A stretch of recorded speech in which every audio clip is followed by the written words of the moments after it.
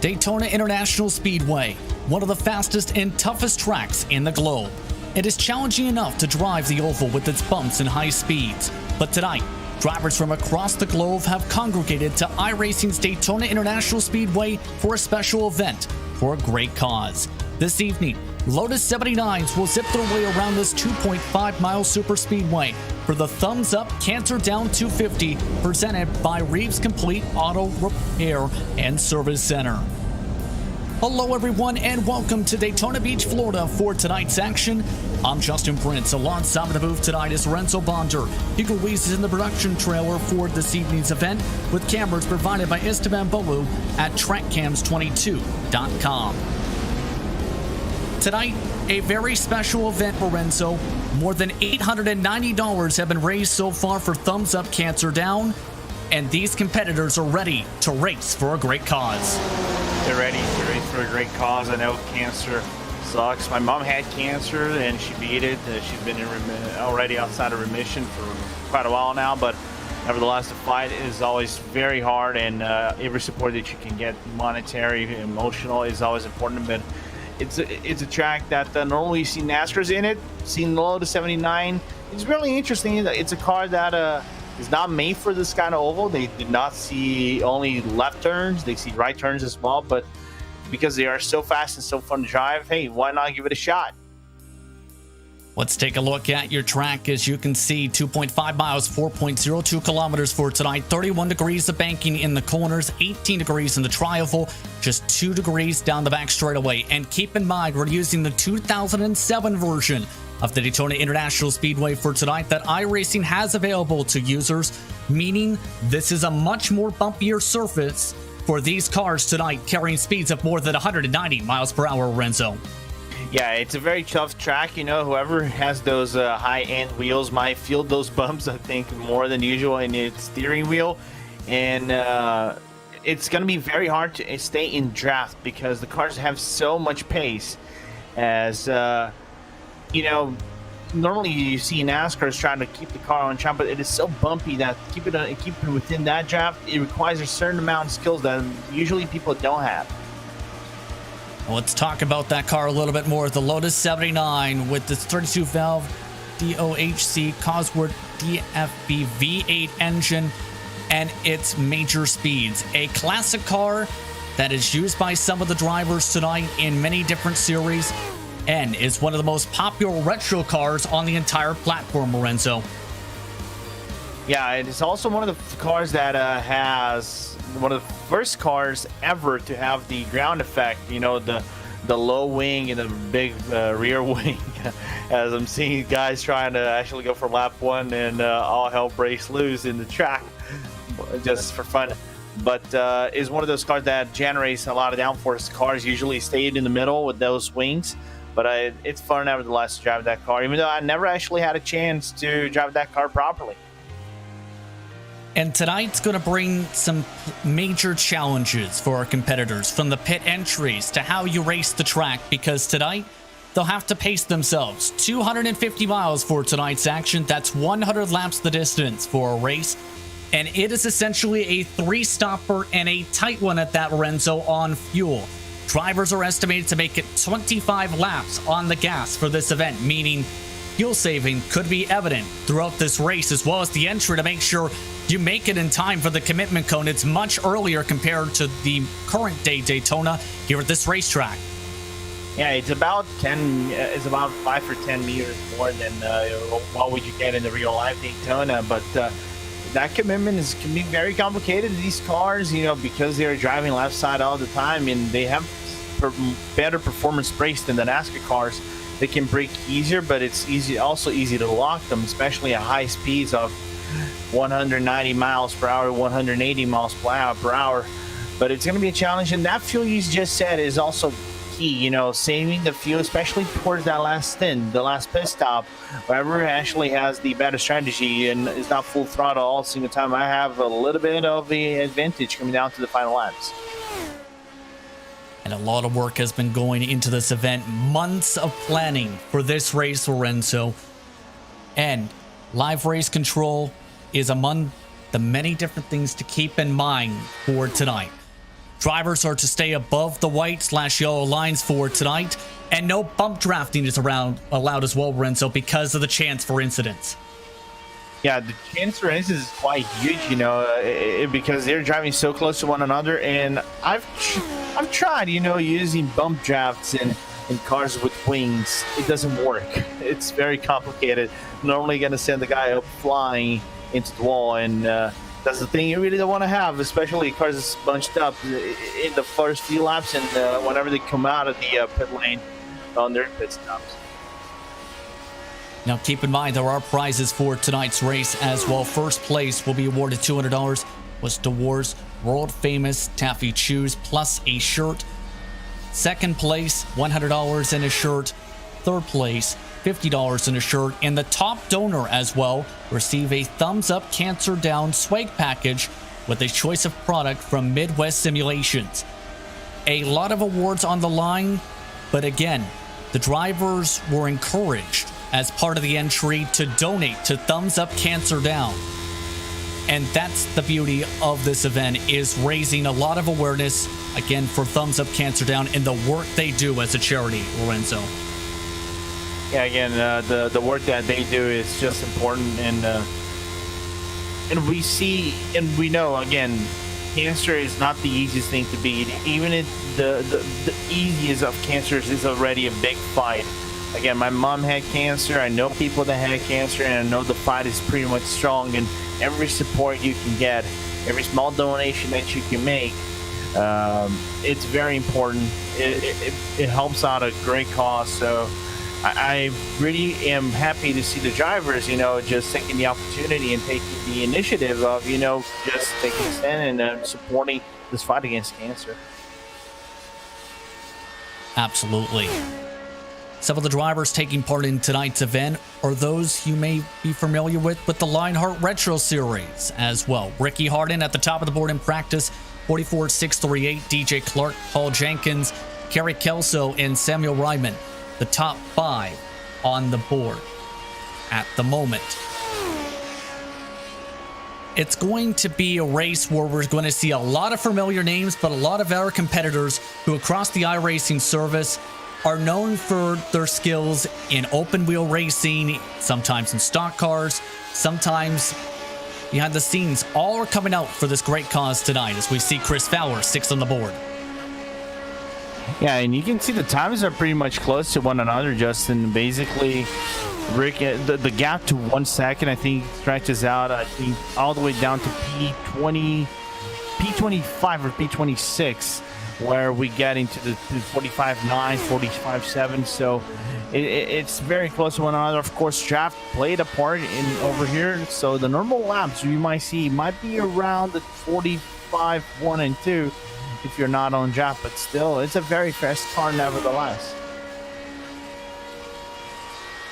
Down to the final minute and 42 seconds or so in warm-ups before we head our way into 5 minutes of solo qualifying, 2 laps around Daytona International Speedway.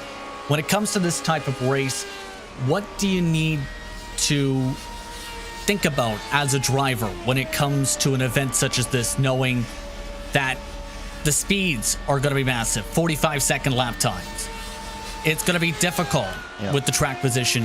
What, as a driver, are you thinking about heading into a qualifying session after all the preparation for this night? I'll admit it's very tricky, you know. If you're on the draft, of course, the thing you need to have is patience, right? You cannot overstretch the car or try to make moves that are unnecessary, because again, this car have much more downforce than what we would do with a NASCAR car. Even if it's the old NASCAR car or the next gen NASCAR car we already see on an iRacing, they generate so much more downforce that even within the draft, it's tricky. The car will actually try to propel you to do this lead shot move. So patience, a little bit of a track position plays it in as well, not pulling full throttle into it, and mind the bumps. Even though you're going to be in the draft for quite a while, those bumps can be a killer because it can offset the car really easily depending on how aggressive you try to take it. I was watching along with some of the final practices earlier on tonight, and several drivers were testing 3 wide, and one of the main trouble spots in the battle in the pack, Drivers hitting the bumps and shuffling up the racetrack, especially in turns 3 and 4. That's going to be very critical to keep in mind for tonight as the drivers wrap up final practice and get ready to go for qualifying. 5 minutes, 2 solo qualifying laps determine the grid. 30 competitors all set to hit the track for qualifying. And for this type of event, Lorenzo, would you prefer to be at the front or the back to start things off, not knowing how things could fare out over 250 miles? If this was for these kind of events, I like to be in the back because then I can try to claw up a few spots. But again, these cars generate so much downforce and they're so fast that I think just the slightest crash in the first few laps can cause up such a pileup of cars that it would make NASCAR look like like child's play in comparison to this. That trying to deviate these cars might be more complicated. But I would have more fun in the back than in the front because I think the front, especially in the first two places, you're going to be facing the wind, and if facing the wind, especially with the track that we just talked about, it fuel saving is going to be important. Can play a key factor here.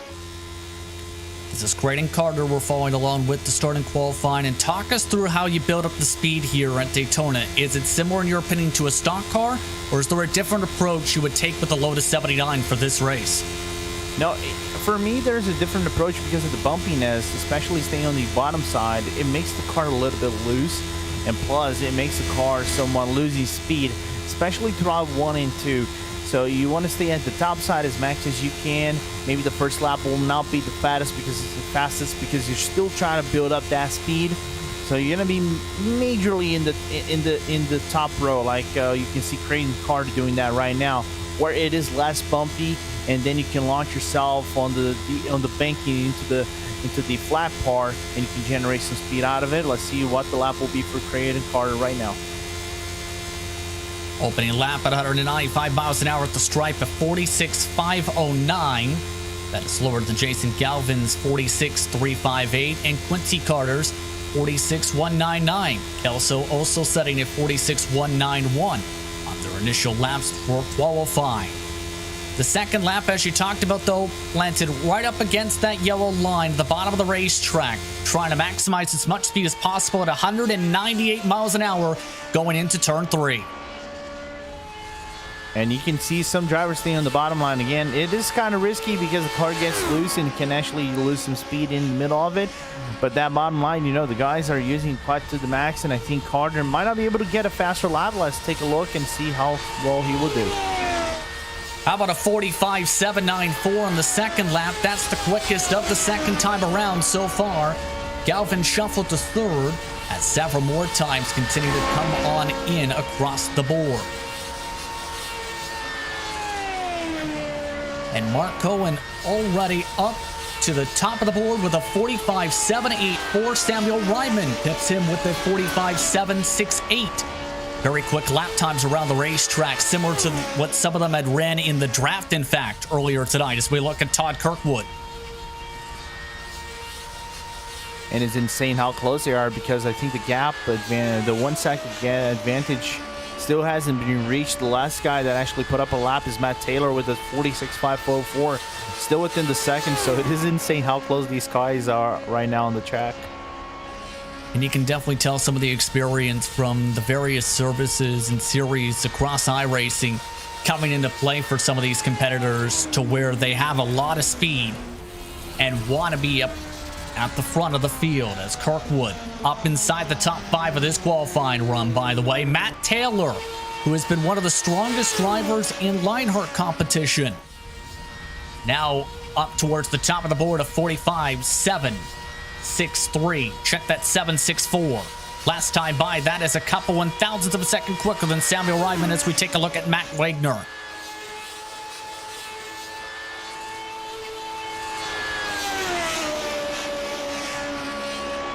Overall, 20 drivers have set qualifying times. Among the drivers who have not set time, Mike Rasmus, Jason Stewart, Tommy Mason, Luis Gonzalez Nunez, Corey Rubin, Jeff Best among the drivers towards the back of the field who will not be able to set a qualifying time in time, Lorenzo, to be on the board. But what a qualifying run by Matt Taylor. What a qualifying run and what a lap, considering that he was in the bottom of the pile in the previous lap, and then he just does a flying lap and got first place. Justin, this is something that is going to be really curious, because we saw 20 cars doing the laps in qualifying is about end.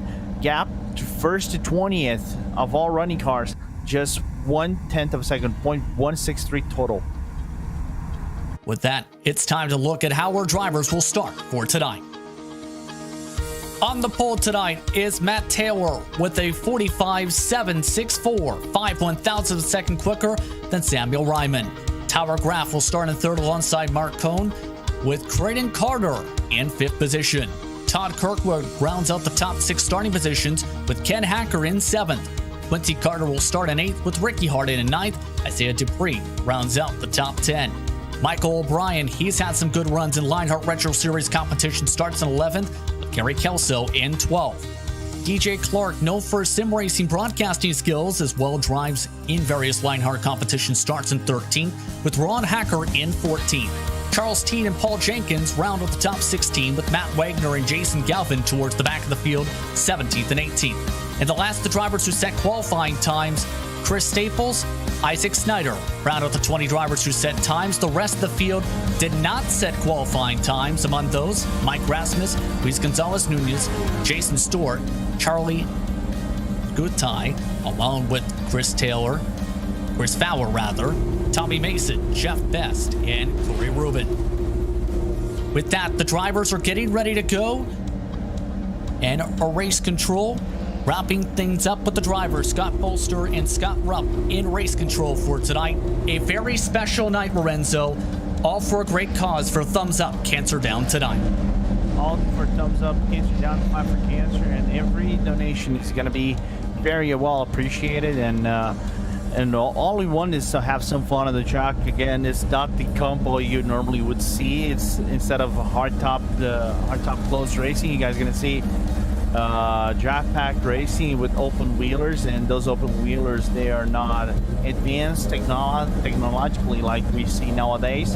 It is more rudimentary, it's more mechanical than anything else. So I can't wait to see it. It's going to be 100 laps, and can't wait to see what these guys will do. And that's the key. You emphasized it right there. 250 miles, 100 laps, 25 laps on the fuel as talked about, with live race control as well as talked about, watching along with this evening's competition. Overall, 28 drivers will hit the racetrack with the 2 live control admins watching along for this evening's event. With that, your keys to victory tonight, Lorenzo, if you want to take the victory for a great cause this evening. Patient, mind the big one, because there will be a big one, and track position will be essential, especially when coming into the pits. I think some positions might be one of the pits, so how you approach that pit lane will also be key.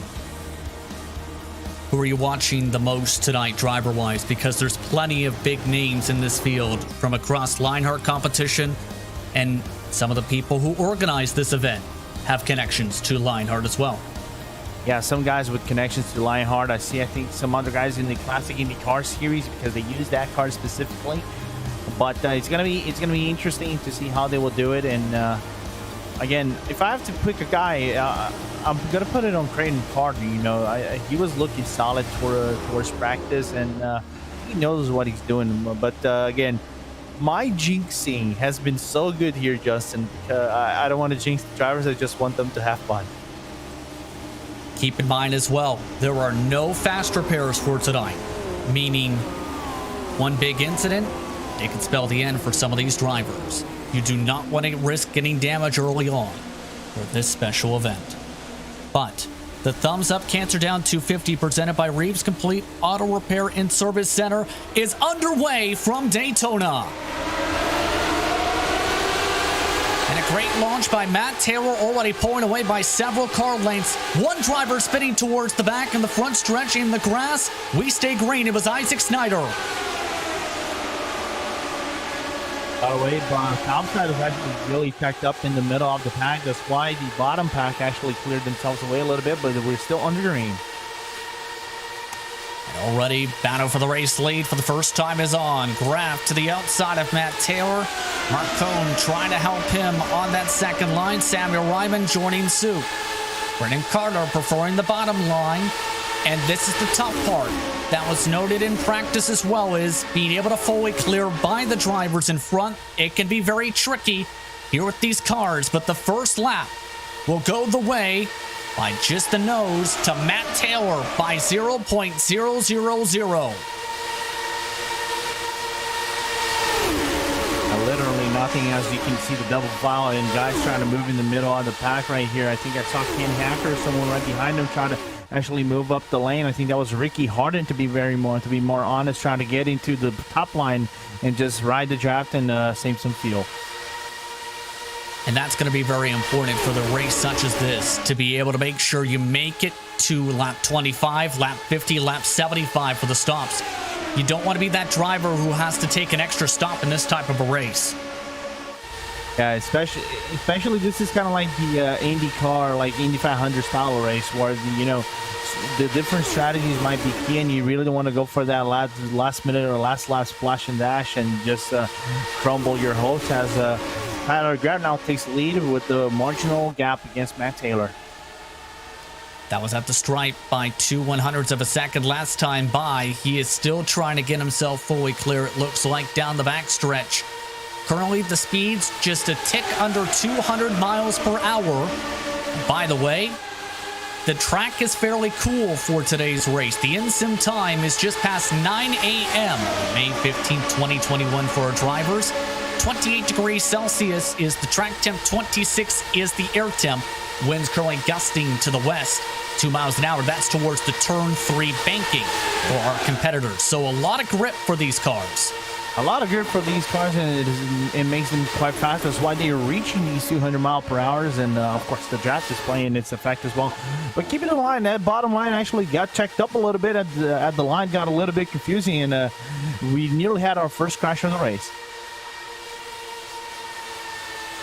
This lead pack, by the way, features 19 cars separated by 1.3 seconds. There are 2 smaller packs that have already formed up. Here's what happened at the start of the race we mentioned. Isaac Snyder, you see, with the checkup effect, ends up spinning into the grass. That's now put him in 28th position. Not the way that Snyder wanted this race to start. Yeah, and but he still can recover. I think that was a slight touch. Didn't damage the car way too much. The problem is he might have gotten a penalty to come into the pit lane, and because of the unsafe entry. That usually happens from time to time. That happens in NASCAR often. Right now, Snyder scored 11.8 seconds back here, race leaders. No drafting partners at the moment for the number 13. As we follow on board, this is Ricky Harden. Harden following along, third car on the outside line. Harden, one of your bigger movers so far. +4 on the race so far. Looking to make it +5 if he can clear by Mark Cohn, who's now shuffled to the bottom. Yeah, he's not the biggest mover of the race. Biggest mover is Matt Wagner. He's in 11th place right now, trying to get into this line with Brendan Carter, with Samuel Ryman. But a really good race so far. And look how good looking of a draft. You can see how close he is to the car of Mark Cohen in the bottom line, and everybody running to really clean so far, especially for cars that again are much more aerodynamic than the NASCAR cars. The main thing is they're giving a lot of space to one another, and that was something that was emphasized to our drivers, is be careful and be patient with a race such as this, especially knowing you don't have any spare cars for tonight for this event. You don't want to risk getting involved in a major incident. Drivers were also told they can go 3 wide if they so choose, but it is highly risky to do that, hence why you see the 2x2. Yeah, because anything that you do over here can cause a big wreck. And the one thing again we mentioned is not do the bump drafting, because these cars don't have bumps. They don't have rear bumps. They just have the engine right there, and if you try to touch the wing on that engine, it's probably going to cause something wrong. Now you're with Mark Cohen, just working that inside line, trying to give as much distance. Look at the distance he's actually giving the Tyler Graf, Matt Taylor on the bottom line. On board now with the 39 machine, you can see given about a car length and a half plus space to the driver in ahead, still in Matt Taylor. And it seems it's similar to that you see a lot of races here at Daytona. Bottom line better in the corners. Top line better down the straights. And now Tyler Graf wants to lead the bottom line. He is now moved down, and the 77 is fully clear on the bottom. Yeah, very late moving to block Matt Taylor's line. And now you can see Ken Hacker now moving up with Ricky Harden. They're now going to take the lead. Ken Hacker is now P1 at the line. And it almost looks like a conveyor belt of race cars now starting to form up a little bit with the back and forth. And it's the question of, does Graf try and fight back and prevent that conveyor belt effect to happen, where you have one driver from the top move on down, then the next car leads the top group trying to move down, etc. Yeah, but it's that tricky portion, though, because you really don't want to fight way too hard and cause an incident, especially we're not even 10 laps into the track. We're not even 10% into this race. So the thing is, just try to play calm again. Race control. Oh, there was a little bit of a glitch on the line for Tyler Graf on the yellow line. And the one thing you really don't want to do here, Justin, is touch the yellow line going 200 miles per hour. Yeah, there were a couple incidences during final practice where drivers hit the bumps, went down to the yellow line, and got very loose. Keep in mind, we talked about this a little bit, there are separate packs forming up on the racetrack. This is a group that's 20th on back. Jason Stewart, Mike Rasmus, Chris Fowler, Luis Gonzalez Nunez, and Serragetti among the drivers who are currently about 3 seconds behind the main pack.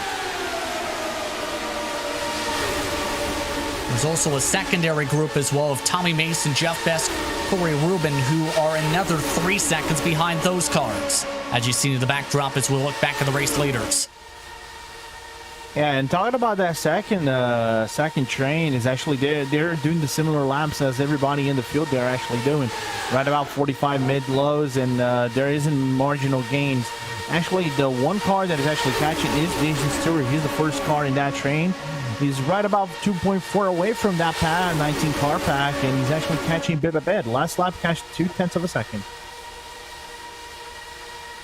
And when it comes to super speedway racing, in a lot of forms of racing, especially as we've seen so far today, it seems there are two different types of racers. The ones who want to be at the front, Lorenzo, to stay out of trouble, and the ones who want to stay at the back. What's your preference usually to be? You mentioned it a little bit before wanting to start at the back. Do you want to stay at the back throughout the entire race? No, I think there's a certain portion of these in the race, and the 500 and the 500 races are a perfect example out of it. That there's a certain specific lap in the race where you want to try to be more aggressive and you try to want to move up the field. So let's just say in this race might be right around lap 75, so lap 76, just after they come out of the pit lane, where you really want to be more aggressive. You want to try to scale up the field. If you're P15 and P14 and something like that, you want to go up and you want to try to propel yourself, try to be ahead of him, and then just have luck play your car, maybe a big one, and you can catch and just deviate from the cars and maybe grab P1 just out of that big one. And keep in mind, some of the drivers in the midst of all this have been electing to go to the very backs. For example, Brandon Carter shuffled back to 18th. Sammy Ryman, last time by, dropped to the apron to 19th back. We'll have to see if that becomes a trend for some competitors feeling more comfortable laying back a touch, as we've already approached halfway through our first fuel run this charity event for tonight. Keep in mind, Thumbs Up Cancer Down's goal is to bring hope to those battling cancer.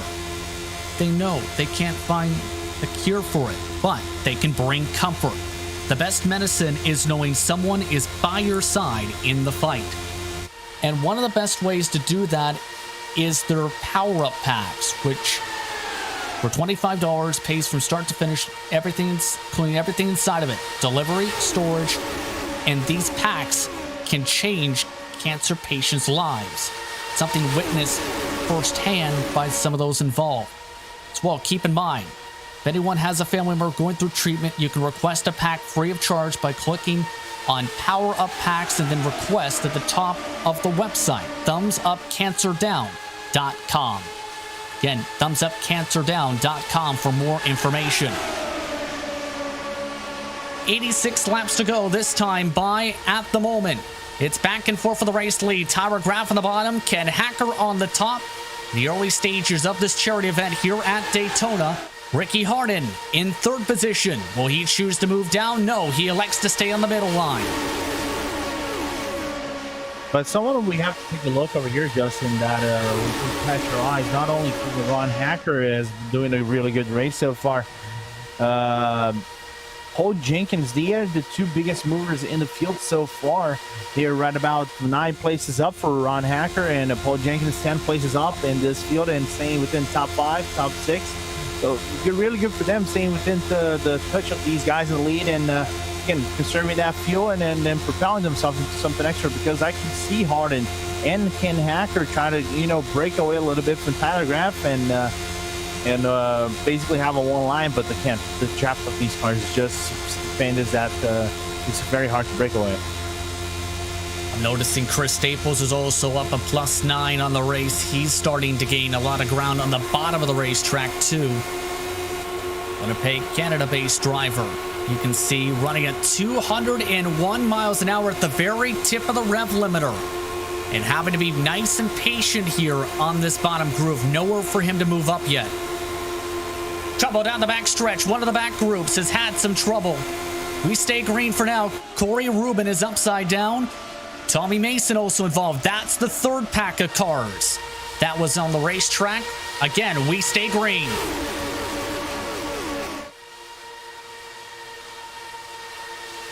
Those were the drivers about 7 seconds back of the race leaders. You can see this is why. Wow.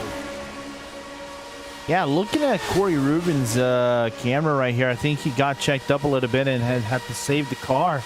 And that's what brought Tommy Mason just right behind him, and that's the chance a crash happened. So a little bit, it could have been a little bit of miscommunication for all drivers, but unfortunate is Rubin that I had to tow back to the pit lane. Mason is now coming into the pit lane, just about to get a lap. Keep in mind that the race leaders still haven't been able to clear on by, with Tyler Graaff still holding on firm on the bottom of the racetrack. I'm noticing more and more drivers are starting to migrate their way towards the bottom, though, in a couple cases. Dupree has now shuffled his way to the bottom as well. Jason Galvin, Freddie Carter among the drivers in the bottom. You can see some of them might be starting to have to think about soon, Renzo, pit stops in about less than 10 laps. Yeah, we're on lap 18 going to 19, so pit stops are coming in any second. We expect, again, the laps to the fuel length to go right about 25 laps, and they're going to be pitting every quarter of the race, except for the final lap, of course. But seeing Reitman and Carter being at the way of the back, like at the very tip end of the this first strain, you can see how conservative they're playing with their fuel, and then I think they're the first guys who are thinking about strategy, trying to go on an extra lap and trying to go for a possible overcut on each and every lap, each and every pit stop. Which could be very critical indeed for this type of a race tonight, especially with how tight the margins can be. By the way, that air pack of cars has stagnated at 30 seconds behind. You see in the backdrop with Jason Stewart and company. So that's something to keep in mind. Give credit to Tyler Graaff and a lot of the work he's done for this event, though. With GRAAFix Esports, a lot of work was put in by that 77 part for this event, along with Mark Cohen and Jason Galvin, to be able to make sure this event went off without a hitch and to be able to repair all the graphics, to prepare the format, to be able to get the setup ready to go for this type of racetrack. A ton of work went into this event from that core group. It looks like, though, that the grouping on the top line thought about a chance to move down, closed up quickly. Ken Hacker had an opportunity to move down if he chose that time. Yeah, and he might have gone for it, but it didn't go at the end of the day because the one tricky thing you want to do, you know, is just you want to stay at the head of everybody, but closing down the lane, you need to have an overlap over the other car. That is usually not the easiest thing to do, especially with these cars because they generate some side draft. But now you can see. Let's see now if Hacker's going to have that overlap and might shut down the line now to Graaf into the inside line. No, there's no overlap whatsoever. But it looks like a lot of drivers are indeed starting to migrate to the bottom of the racetrack. Ron Hacker poked to the bottom from the top line in turns 3 and 4. Still a few more without spaces. In fact, some of them are starting to back off a little bit on the bottom line. It leaves some holes while others are trying to take advantage and get some track position here. Yeah, because again, track position is going to be essential whenever you come down to the pit lane. We talked about this, you know, pit entry is a little bit far back than what we normally see at the normal normal Daytona pit entry. So they push back about 3-4 meters. So they need to be very cautious on how to approach these cars, especially the only turning left. There is no need for the brakes like you normally would do in the turning left and right in the road courses. So the tires can be the brakes can be caught and make the car lock quite easily into the entry of the pit lane. Coming to the storm of lap 23 this time. Graaf continues to try and hug the bottom. Hacker still continues to the top. Looking at some of the cars here, Samuel Ryman's now starting to go on a charge. Jason Galvin's starting to back up a little bit at the back. Some of the strategies starting to really come into play for some of these competitors, it looks like now. It's the matter, though, of when they duck down. It's going to be very vital with the gas. Yeah, and also we're starting to see some faster times. I think no driver has broken for now in this lead pack into the 44s. We're seeing 45 mid-lows, still mid-lows, about 3-5, and then actually now we have our first driver breaking the 44. Samuel Ryman with the fastest lap of the race with a 44.833. He was one of the drivers who backed off a little bit before. Remember, ducked down to the apron before to be able to go to the back, and now he's closed right back on up. And it's the question of how clean do you think this pit entry is going to be? 19 cars, again, are in the main pack here. This is going to be tricky.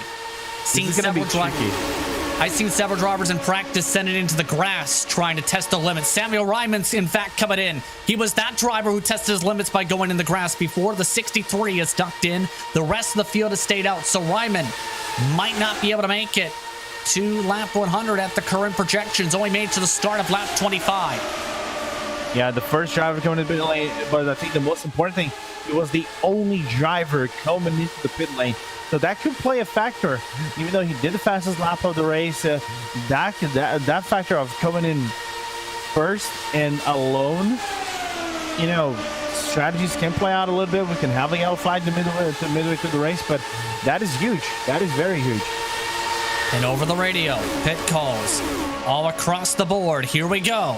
Oh. And one driver pitting from the second line. That was one of the Hackers who just barely made it down to the racetrack. Ron Hacker, Ken Hacker, Tyler Graaf, Mark Cohen are among the drivers who ducked down that time by. Several more have been able to extend it an additional lap. Yeah, so we're seeing 26 laps for those guys that haven't gone full throttle. It's not fully surprising here, Justin, but I only seen 5 cars coming into the pit lane, especially those in the lead that were like facing against the wind. It's big, you know, so we can see now guys facing the wind. We can go 25, so we might not be overly concerned with fuel at the very tail end of the race. We'll see which drivers come down this time by. Matt Taylor takes the peel off to the left side of the racetrack. And no mistakes so far from anybody coming down to the pit lane. No speeding penalties as well. The longest pit stop of 14.2 by Ryman. The rest of the field 8.2 to 9.1 seconds so far. As we look at the lead pack on the left side, some of the cars in this group have also called over the radio. They're coming in. Yeah, looking at the pit lane, we got Matt Taylor, Quincy Carter, Jason Galvin, Creighton Carter, Isaiah Dupree, Kerry Kelso, and Luis Nunez now just coming out of pit lane. And one thing about this pit lane here, Justin, as well, is that it is mechanical, so you don't have like the pit limiter. You have to manage your throttle and your acceleration just like you would normally do in an NASCAR car. And now the third Boca driver is going into pit lane. And Ricky Harden, close to potential speeding, may have just got underneath the commitment cone speed, as that is a majority of your last cars. In fact, all but Wagner and O'Brien coming down now for service.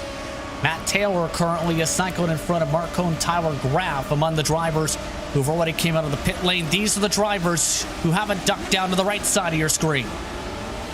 Now seeing Harden coming out of the pit lane, and some positions again might be gained over here. Paul Jenkins is a guy that done very well over here, just right behind Ricky Harden. I saw Harden, Jenkins, Teed, Staples, Clark, Kirkwood, Rasmus, Singtai, and Fowler now into the pit lane in the third Boca cars. And the pack is really split apart as a result of the pit stop sequence. Some drivers losing up to 2 seconds down the pit lane, as this pack is going to get interesting side by side for the net race lead. Who's going to be able to come out ahead? I think Ricky Harden may have gotten the biggest advantage over everybody, including Paul Jenkins as well. The rest of the drivers side by side for what is currently now third on the racetrack, depending on where O'Brien and Wagner cycle around. Wagner with a longer stop, O'Brien only a 9.2 second stop as these drivers make their way through the front stretch and make their way towards the drivers coming off the lane. And Harden just overtook now O'Brien, and you can see now the second Boca car is just overtaking them into number one.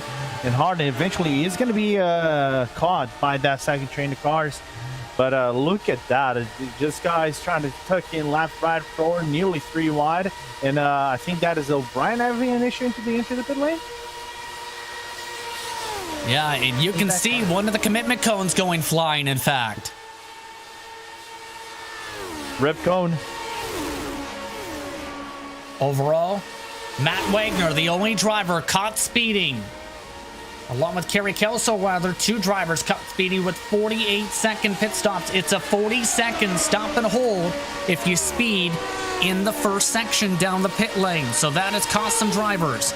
By the way, your race leaders, Ricky Harden and Paul Jenkins, are a couple seconds ahead of this grouping of cars. 6 competitors side by side trying to close up to the rest of the leaders. Lap traffic is also ahead for some of these drivers coming off the pit lane.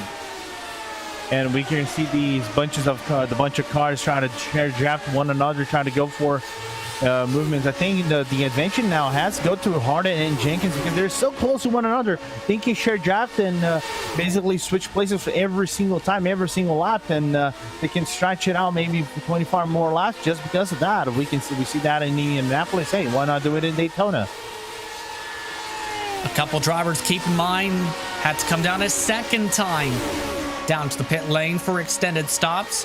Chris Staples, Luis Gonzalez Nunez, and Creighton Carter were among those drivers. What was that about the jinx you said, Lorenzo, during the pre-race? Remember when I told you, I already said that my 2021 has been something like I either blast the driver very much or I jinx the driver. And usually, like for the past 3 months here, Justin, I can say it because I feel bad. I am jinxing so hard the driver. So, Creighton, I am sorry that you can put that on me. By the way, the race leaders have caught up to the lap cars, and this could be actually pretty interesting to see if the other cars can close up. They have closed in half a tenth last time. It's now a 5-car pack versus what is turned into about an 8-car pack closing in.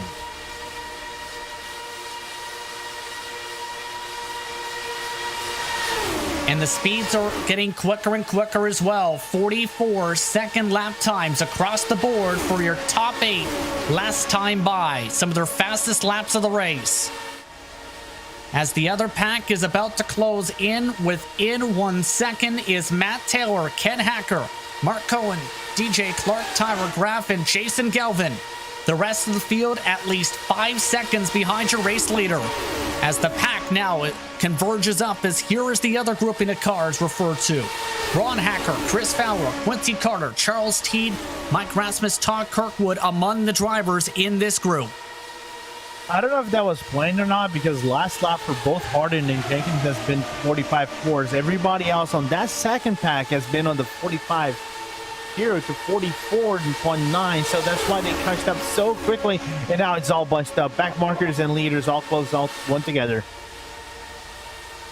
And the tough part is, if you want to try and take the race lead, you've got lap cars now mixed in. Chris Staples, Matt Wagner on the bottom of the racetrack. So this is going to be intriguing how this all plays out, with the buffer for Ricky Harden to lead these laps at the head of the group. And this is one of the key things, especially for the back marker. And I mean the back marker. If you're a guy like Kelso and Staples, what do? You know, you're on that train, you're sharing draft, you're sharing fuel. How'd you approach this, being a back marker and know you're in the mix of the leaders? It's going to be interesting to see how the approach is for these drivers. Keep in mind, Wagner does have wing damage on the left front. Kelso has also moved to the bottom of the racetrack. That's going to allow Ken Hacker, the third place car, to join the line of outside line competitors. So it seems like they've started to formulate a plan here. Drivers who are laps down, majority of which are now in the bottom. The lead lap cars are moving up to the top. But it isn't the biggest line, though. You can see only 4 cars on the top line, and now Harden managed to break away a little bit from Jenkins and Wagner. If Harden wanted to, he could have gone to the bottom line and make it a little bit of a kerfuffle on this. Yeah, but we've seen how big of an advantage that middle line has gotten, that middle to top, down the straightaways at times. See how this all works out. This run continues. Now 65 laps to go, and the thumbs up cancer down 250 at Daytona, presented by Reeve's Complete Auto Repair and Service Center. For those just tuning in, 8 cars on the lead lap are in the main pack. Harden, Jenkins, Ken Hacker, Clark, Taylor, Cohen, Graaf, and Galvin. The second pack is starting to try and close in a little bit. They have reduced the gap to under 5 seconds of the race leader in the Ron Hacker, Chris Fowler pack. Yep. Yeah, basically the first car on that lead is Ron Hacker on the second pack. But the gap is still very lengthy for from Hacker to Galvin, which is right about 3.8 seconds from Hacker to Galvin. But he's catching last lap 0.3 of a second were caught. Now about 0.2 of a second were actually shredded from the gap that Galvin has to Hacker. And the tough thing with these cars, you talked about the ground effects before and the speeds they can carry, is going to plan things out. Some of the drivers in the second pack have been trying to coordinate, do we go single file or stay double file? Do you think it's quicker to go double file like they are right now, or to try and line up at the bottom of the racetrack single file? I think for them, they have to stay double file. I think staying single file, it just allows a little bit of more confusion in guys trying to go for overtakes, and that causes a little bit of a mess in terms of sharing draft trains and arrow push and arrow draft and things like that. Even though there isn't a major arrow push in Daytona like you probably would have in Indianapolis in terms of super speedway races. But for now, that's the appropriate strategy probably I would take, because they are closing once again the gap to Galvin, but even though that was a marginal gain that actually the cars had. And now we're getting 3 wide in the lead. That's Chris Staples taking a risk right next to the race leader. Staples is 22nd, a lap down.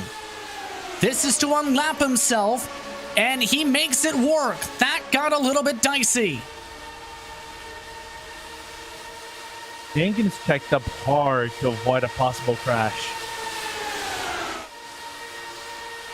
And a massive, massive risk there, but Chris Staples felt like it was worth it to take that lead car position on that second line. And now the race leader has the opportunity, if he elects to choose so, to save in the midst of the draft.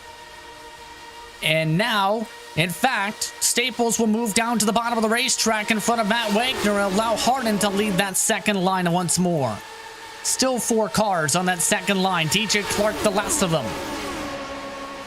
Yeah, and that checkup actually benefited the guys at the second pack because the gap was shredded. Once again, 3.2 seconds that Jason Galvin has to Ron Hacker at the tail end of the first to the second pack. Absolutely. Now coming within 10 laps or so of the next pit window. By the way, how did it work out for Samuel Ryman? For those wondering, for his early stop, he's 18th, 7.8 seconds back of these competitors. So that's how that strategy worked out for pitting alone. So it's going to be important to pit with the group.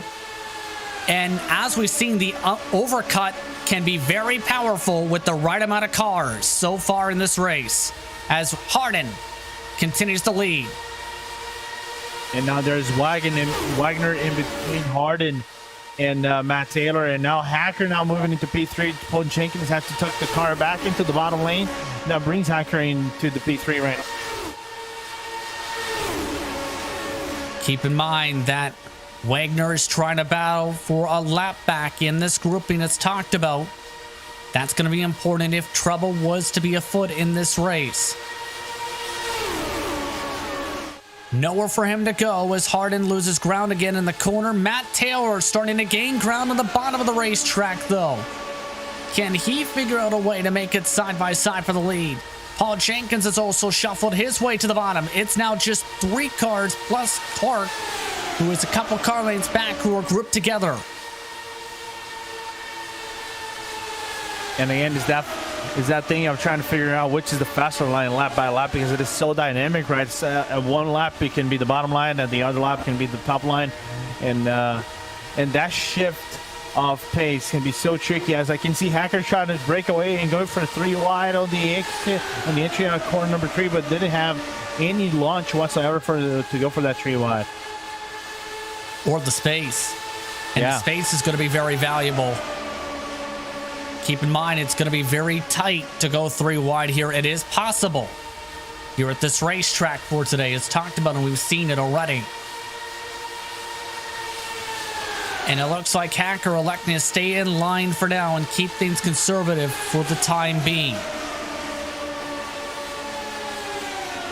By the way, that second pack of cars, they have started to equalize on times as well. The Ron Hacker, Chris Fowler, Charles T pack, they closed the gap to under 4 seconds to the race leader. It stopped closing in now, though, once they have resorted themselves out with Harden leading the top line. That marginal gain, only 2.7 now separates Galvin from Hacker, from Ron Hacker.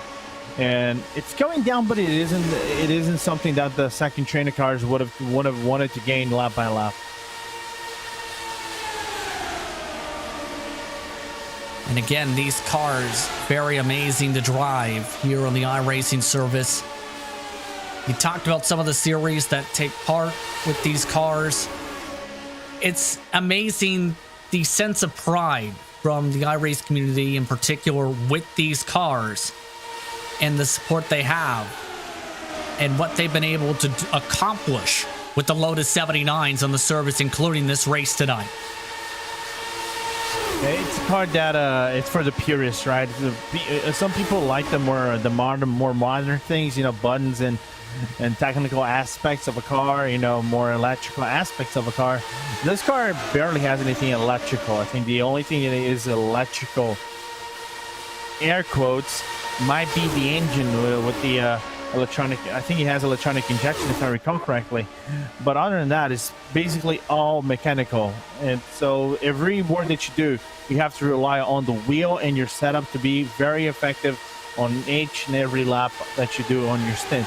That's why this car is loved so by many people in iRacing. They're not easy to drive either. A lot of times they race on the road courses, Lorenzo in particular, but have also been able to be utilized on ovals such as this. And remember talking with the organizers a few weeks back in preparation for this event, tons of testing went into making sure the setup was ready to go for this race with the help of Mike Rasmus in particular. Yeah, talking about Mike Rasmus, he's in the second car pack. He's right about 13th place, 8th place is gained.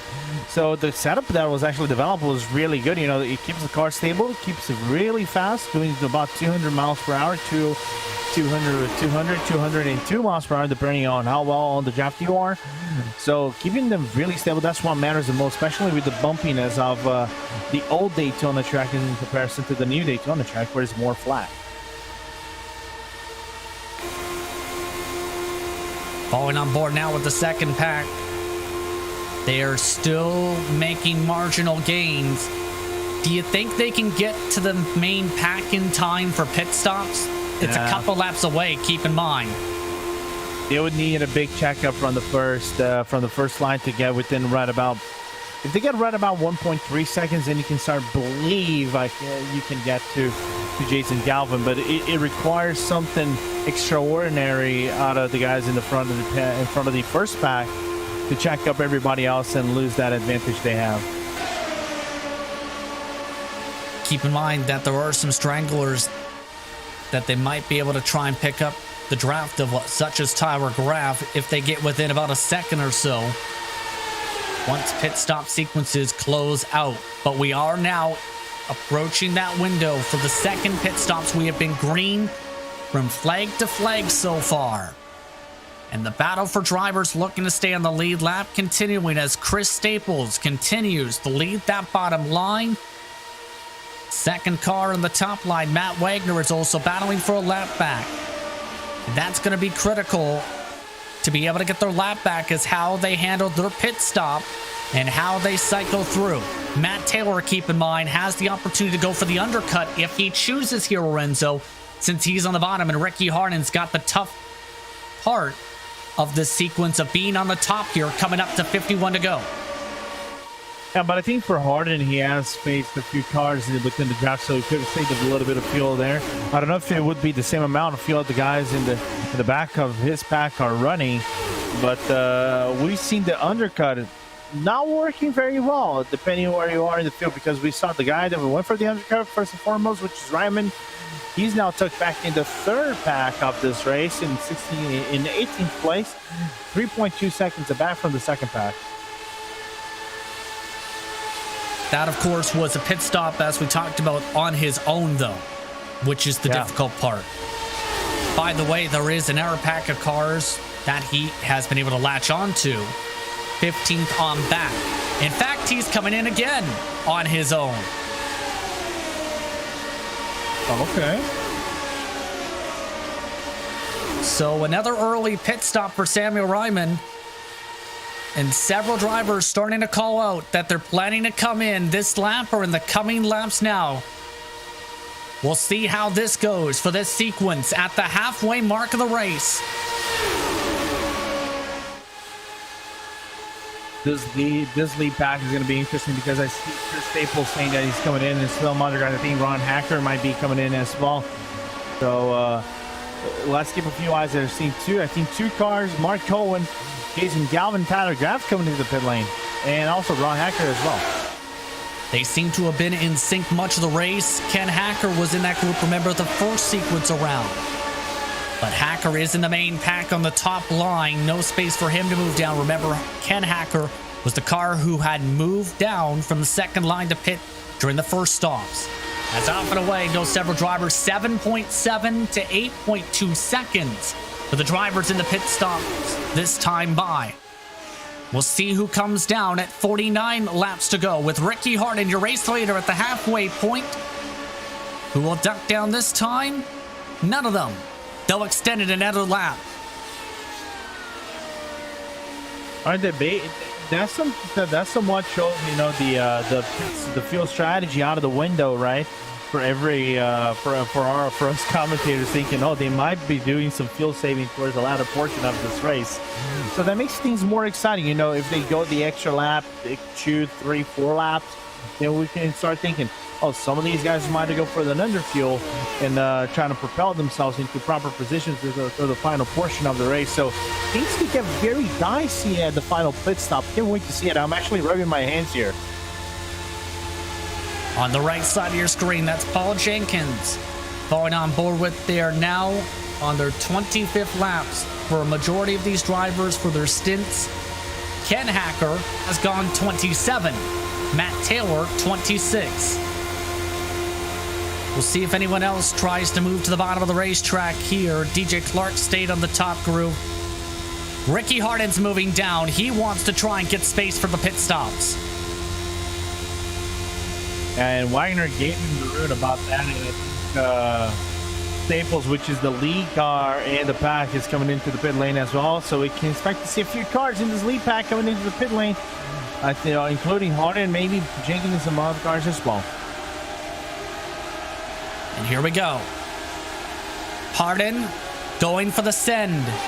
He was close to speeding last time, close to speeding this time, just got under the speed limit at the commitment cone. And one cone goes flying from the side-by-side behind him. But it's DJ Clark, Matt Taylor, who are among the drivers for the main pack who extended in a lap. Harden missed his stall for a split second. That may cost him some time as everyone else goes in. Jenkins going for the no tire pit stop, so he might get the overcut on Harden. No, that was really close as Harden's going to come back into the lead. And they have been able to break away from Ken Hacker, in fact, here, as they'll be passed on by another pack of cars, including Ryan, Carter, etc., who need to come in this time by. Jason Galvin is among the drivers who are tucked in behind them, along with Mark Coneville. They've been able to jump ahead of Ricky Harden as at the end of the racetrack. Taylor and the 52 have come into the pit lane. So the sequence in full bloom here at Daytona. Yeah, the only car in track that still hasn't pitted has been Blake Clark, and I think I see some other cars coming into the pit lane. Don't know who that was, but nearly hitting the cone into the entry of the pit lane. Still okay, and here's how that cone went flying in the air. This is Charles Teed who hits the cone. Sends it airborne about 15 feet above the ground. No penalty for hitting the cone, by the way, in that sequence. Any further to the left, though, he could have risked an unsafe pit entry for hitting said cone. If he hits with the cone with the middle of the car, with the center of the car, that would have been a unsafe pit entry. But talking about Harden, he gets so many good launches outside of the pit lane and managed to tuck in with that lead pack of Marco and Jason Galvin. Now the problem is Hacker and Paul Jenkins have lost ground to them, and they're going to have to negotiate themselves with Matt Taylor to try to catch up to that three-car pack. It's Ricky Harden in the race lead, Mark Cohen in second, Jason Galvin in third. They've been able to build up a buffer to the rest of the field. DJ Clark in front of several cars coming out of the pit stops, got a little bit close. Paul Jenkins, Ken Hacker, Matt Taylor are all grouped together. Yeah, by the way, good pit stop out of DJ Clark because he actually managed to get really close out of him.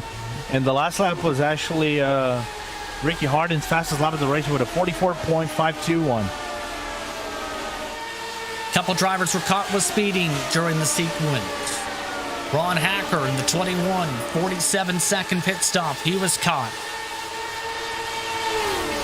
Only driver yet to pit, Michael O'Brien, who is in front of the race leaders right now. So just the one speeding ticket in the last sequence. By the way, the second pack of cars who are side by side, who are focused on trying to close on in, keep in mind, are within 2 seconds of your race leader. As there goes O'Brien for his pit stop. Yeah, and I'm very curious to see the workout that is going to be done on that lead pack, because the gap that they have is quite of a very lengthy gap they have to the second pack. 2.3 seconds they have to Paul Jenkins, Matt Taylor, DJ Clark, and Ken Hacker. So if they come down into lap 75, 76 or something like that, I'm very, very interested to see if there will be any fuel saving, because we've seen some of these cars going in the lap extra, 2 laps extra, 3 laps extra, and not being concerned with that fuel gauge at all. Yeah, it seems fuel not going to be the major concern for drivers now, especially those who were able to save during the first stint. It's going to be the track position. It's talked about going to be very valuable with 3 cars now tucked in together for the main pack. But that next group is coming in quickly. 2/10 on the leader gain last time by with the side-by-side. Next group of cars also is trying to close in. Tyler Graf, Luis Gonzalez Nunes, Matt Wagner, Chris Staples are all single file as well, trying to coordinate together to close up to the others. In fact, they're going single file just about in front of them. So it looks like they're starting to pick up that the single file might be the best way to close up to the main group here, Lorenzo.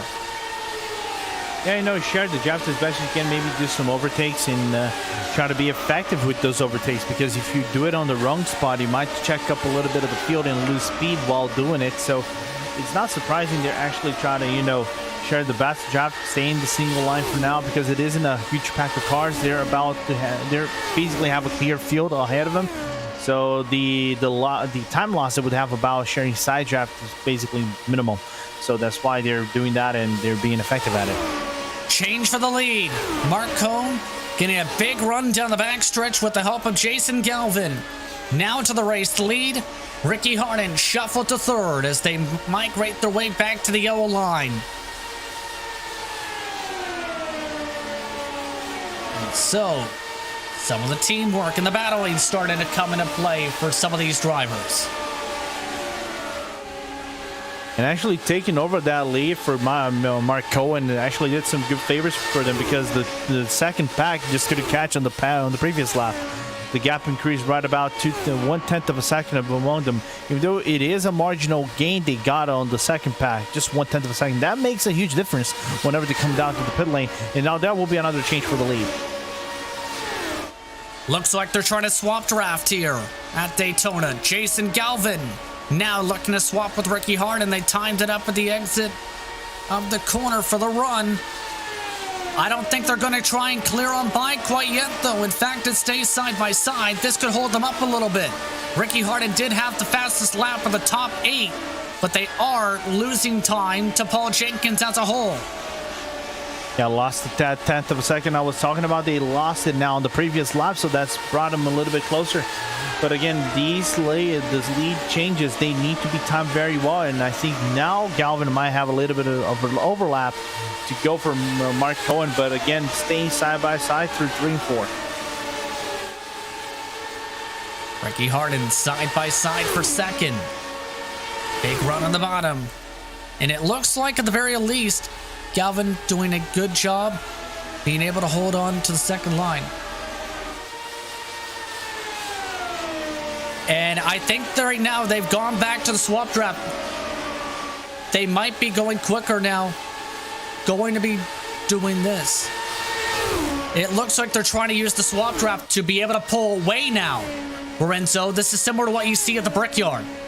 Yeah, that's what you normally see on the Brickyard being done in the backstretch, where you have the lane here, and not only the backstretch, but the start-finish line going to 1 and 2 and 3 and 4, where you have the longer run to do it, but apparently not being fully effective, that shared draft that Galvin and Hardy are not having, because you can see Jenkins and Hacker and Ken Hacker are actually doing it and getting closer lap by lap, even if it is marginal gains they're actually getting on that lead path.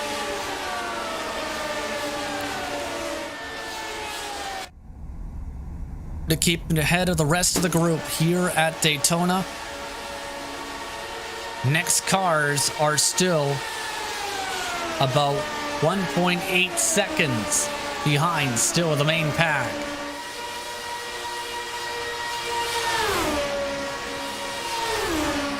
It seems almost like they've hit a wall where with the speeds of the cars, they can max out unless they get a major run at the 45.3s. It's going to be very difficult to close right back up to them unless you get a caution flag possibly. Yeah, it's tricky, you know. They are about 65 laps in. They're about to come into the final pit stop.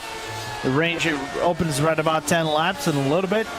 So it's interesting, you know. I'm very curious to see what they're going to do, and because that second pack, what they're doing is having the guys at the front swapping places, and because they're swapping places and going double file,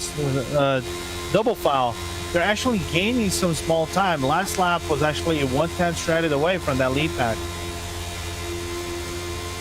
You can see how close they're trying to get in. How important is it to get close up to these cars with the Lotus 79? Because with the stock car, normally at Daytona, you'd see side drafting come into play and the side force. How big is that with the Lotus 79s, in your opinion? I think it is. If for a track like this, it's much more complicated because of the bumpiness, and you try to keep yourself within a clean distance from the other driver. And again, the one important thing is that in the NASCAR cars, the tires are actually covered, so you can go door-to-door action, and you would have major problems. Air quotes on problems. Here, if you touch tires, it's a whole different story. You're causing a crash, never, regardless of what happens. And I think one thing that might benefit this lead pack is that they actually have a second pack ahead of. Oh, never mind. I was actually watching Bo Jenkins and I made a fumble out of myself. Keep in mind that Thumbs Up Cancer Down is the charity being represented with this event today. More information is available at thumbsupcancerdown.com. Again, $25 pays for a power-up pack from start to finish, including everything inside of it. Delivery, storage. These packs change cancer patients' lives. Something witnessed firsthand. Also, if anyone has a family member going through treatment, you can request a pack free of charge by clicking on Power Up Packs and then request at the top of the website, thumbsupcancerdown.com, for tonight's event. Closing stages approaching our final pit window already in this race, and several strategies have broken out. Mark Cohn, Jason Galvin, Ricky Harden have been able to break away from the rest of the pack by 1.8 seconds, but it is starting to chip away a little bit down the straightaways. Ken Hacker, Paul Jenkins, Matt Taylor, and DJ Clark have been trying to close out for the past 20 laps here for this race. And Renzo, your thoughts for these closing stages? Closing stages will be very hectic. I don't know if we're going to be very close to one another. We're going to have those huge packs that we normally see in NASCAR. But so it will be hectic. Nevertheless, Ken Hacker nearly riding the wall and nearly having an issue. That was in the next group, as that got a little bit sketchy indeed. They are starting to get it to work, though. Similar to what you see with the main pack, getting a little bit closer to one another, as talked about.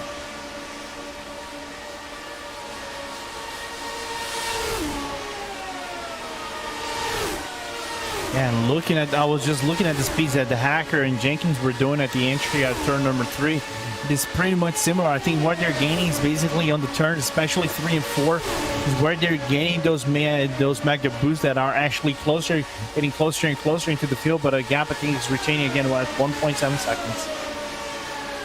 And we talked about a lot of different groups and people taking part in tonight's event. Reeves Complete Auto Repair and Service Center. On those and the many who have taken part. Thumbs Up Cancer Down 250. Dave Reeves and his team have been taking care of family vehicles for decades in the Santa Clarita Valley. A longtime supporter of auto racing in California, Reeves is also a sponsor of Snowball Derby pole winner Derek Thorne, the winningest driver in Southwest Tour history, dirt modified winner in Bristol A main qualifier Brian Baker, Junior late model winner Seth Wise, NASCAR modified and NHRA Super Comp race winner Jason Galvin, and off-road ace Robbie Hornsby. That's just to name a few. Dewar's Candy, for over 100 years, has kept Bakersfield families coming back for more with their world-famous Made Daily Taffy Chews. This Bakersfield staple is available to be shipped just in time for their next special celebration at dewarscandy.com. Midwest Simulations is the iRacer stop for the best aid in sim racing spotlights. Take your sim racing to the next level with high-tech LED lights and let them know the pickle. And when you're clear, also available for VR. And new, check out Pit Buddy, the easiest way to see what you've selected for your next stop. If you have fast repair. How low your fuel is. Use the promo code TUCD250, 25% off any product or purchase. We talked about the work from GRAAFix Esports, where if you're looking to take your iRacing look to the next level, look no further than GRAAFix. Tower Graph brings years of sim racing experience, merges it with the real-world racing experience and creative design concepts, or with the top paints in iRacing. Also available for other rendering work and real-world promotion work. And don't forget about the joy of driving. Mark Cohn of DMLC Racing Channel fame introduces Joy of Driving, deeper dive into the world of sim racing, why he and we love it so much. Follow along in his journey to discover the joy of driving. It just so happens that Mark is one of our contenders for the race lead in the closing stages. Coming up to 27 laps to go, he, Jason Galvin, and Ricky Hart are in the main pack, still with a 1.5 second buffer, Lorenzo. Yeah, 1.5 second buffer. Now he's 1.4 that Hacker has on that field. And he has 1.3 on Ricky Hart. And again, if he gets around 1 second or even about 9/10 of a second right before their pit stops, this could get very tricky and very dicey for the guys in the front of the pack, because you can easily shred 1 second just going into pit lane alone. So if I'm the guys at the top three, I'll start looking at some very big eyes for that second pack, as we're now also looking at the third pack of cars that are still trying to fight themselves in the field. There's also a fourth pack and a fifth pack as well of drivers. And keep in mind, the fastest lap times just so happen to involve the one with Rasmus, Fowler, and Carter in it at the moment. As you look right now, that's the third pack in particular we're referring to. And hearing over the radio, pit stops coming in, this time by, here we go, pit window opening up. And there they go. Ricky Harden not going to duck down as Galvin and Cohen coming in this time. And this big Ryman is also coming into pit lane just as programmed. Every quarter of the race, Ryman comes into the pit lane. And now Harden's going to get swallowed in the next lap or two. Depending on circumstances, if they keep it on track by Hacker, Jenkins, DJ Clark, and Matt Taylor. This is huge for Harden. This will lose him a ton of time on the racetrack. He's already lost himself at least 5 car lengths. More drivers indicating they're coming in this time now from that pack closing in, as you see. Galvin and Cohen coming off the pit lane. 7.7 for the 39, 8.1 for the 42. Into the pit lane goes the next pack. Ricky Harden lost enough time to be right in the thick of that other pack.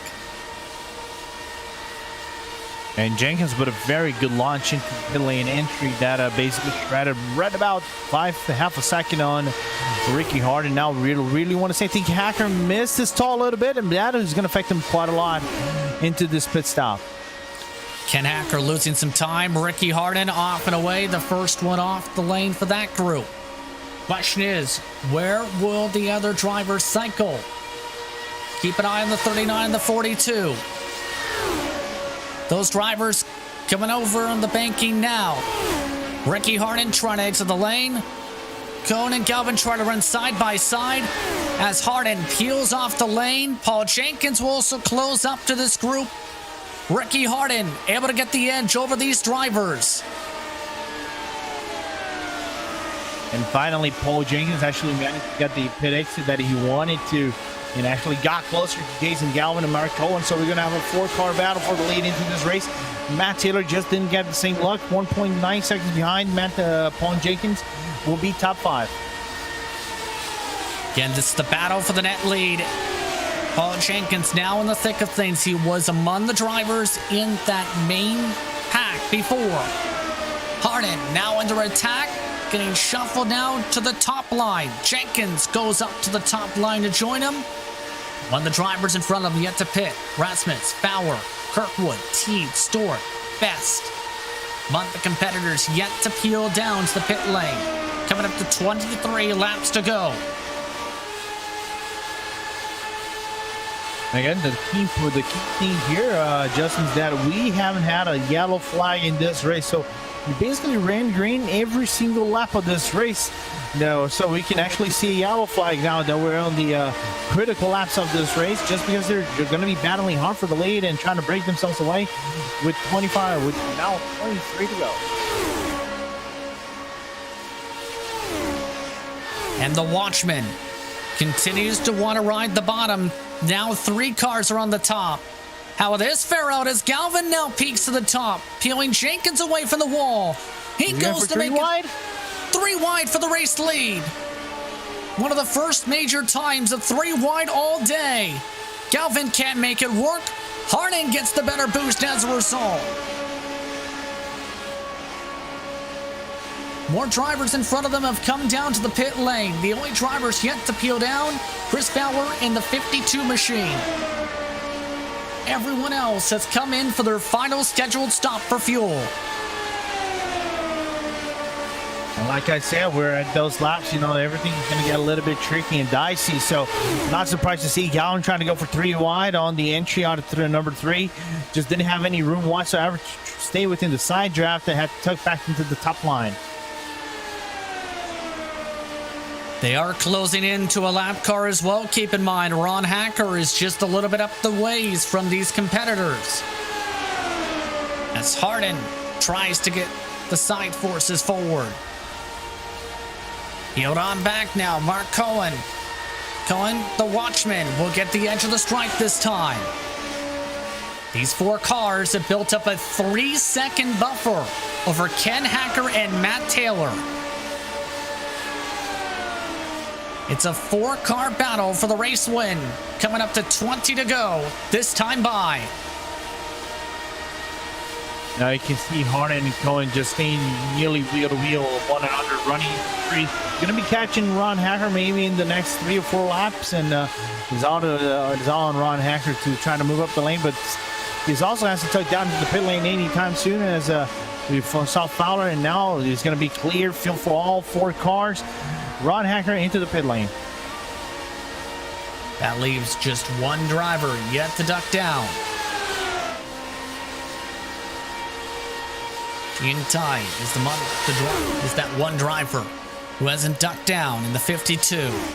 Again, this is for the race lead overall on racetrack coming up. Coming up to 19 laps to go. The Watchman tries to pull towards the side of Ricky Hardin. Jason Galvin starting to back up a little bit, wanting to build up a run possibly. He hits the edge of the rev limiter at 199 miles an hour into the entry. 198 through the corner exit. As here he goes. Trying to take it 3 wide, can't get there. Yeah, but you can see he's the most aggressive out of the bunch, and not surprised to see Galvin trying to actually get into the front of the pack. I think staying at the front of the pack right now in this race is the one thing you really want to do, and staying side by side. It makes it difficult for the guy behind you to pass. With 19 to go, I think that's the move we really want to do in this race. We'll support Galvin for trying to go 3 wide, even though it's kind of dangerous. But at this point, we're approaching that point where it's the time you will see these types of moves, Lorenzo. Yeah. If you want to get the race win, how do you try and play this out with 18 to go as the last of the cars have pit? Elbows out and just go full on hard race, and then I think now basically Jenkins is trying to do the same thing, but the problem is he has Galvin on the outside and just cannot get that run to make that overtake. We'll see what Galvin does on that second line. He again goes to the wall. Jenkins again, and that Aero X car continues to ride the bottom. The Watchman continues to try and build up the run down the backstretch, trying to pull by Ricky Hardin. Here's the view from Jenkins now on the right side of your screen.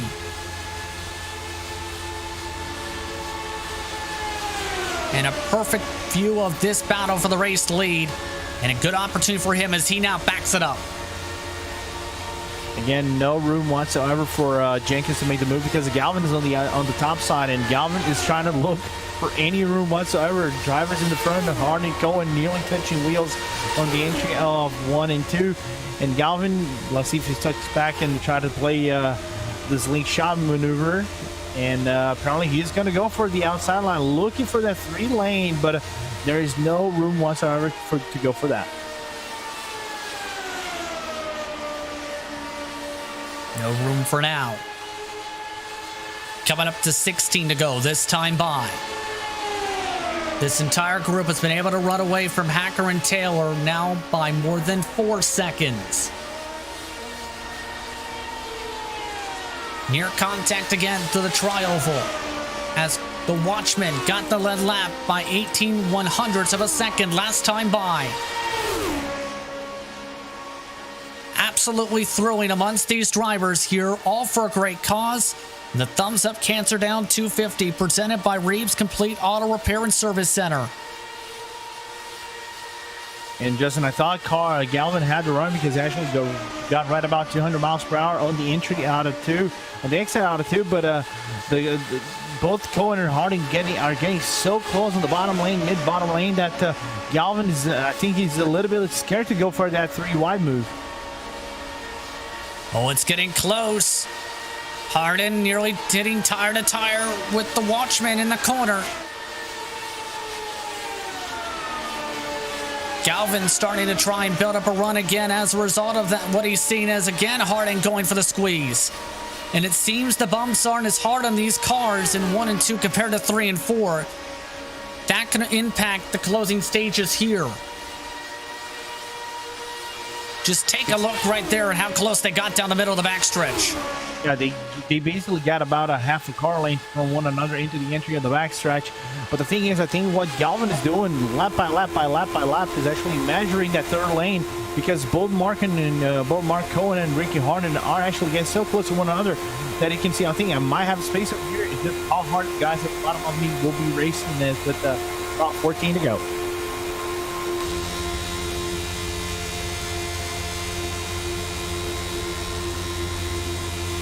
Coming up now to 13 to go at the stripe, this time by. Narrow pullback from the Watchman, trying to go in section towards the left rear. Galvin backing up now. Jenkins still continuing to watch alone on the bottom of the racetrack.